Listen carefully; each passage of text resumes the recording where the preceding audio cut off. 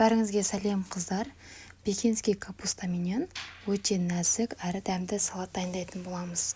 Тез дайын болады, міндетті түрде жасап көріңіздер. Ең алдымен бізге пекинский капуста қажет болады. Менде 2 кішкентай пекин капустасы, сіз бір үлкен алсаңыз да болады. Керек емес жерлерін кесіп тастап, енді кішкентай етіп барлығын турап аламыз.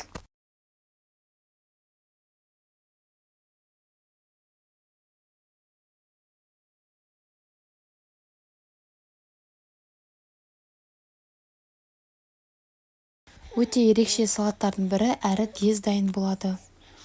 Капустамыздың барлығын осылай кішкентай бөліктерге бөліп, турап алып, кеңдеу ыдысқа саламыз.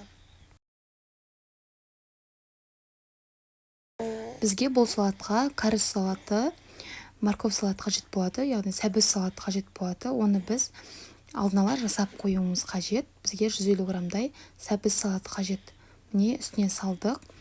Және де жұмыртқамызды бір дана немесе 2 дана қоссаңыздар да болады, аздау болса. Осылай ұзынша етіп турап алып үстіне қосамыз. Осы видеоның соңында мен кәріс салатының, яғни сәбіз салатының жасалу жолымен рецептімен бөлісемін. Үстіне аздап тұз салып, майонез салып, барлығын жақсылап араластырамыз. Өте дәмді салаттардың бірі, әрі тез дайын болады, жасап көріңіздер. Дәл осы бейненің астында кәріс салатының жасалуын менің осы видеомның астында бар. Және тікелей өту үшін арнайы видеомды қойып кететін боламын. Үстінен бассаңыздар, тікелей кәріс салатының жасалуына өте аласыздар.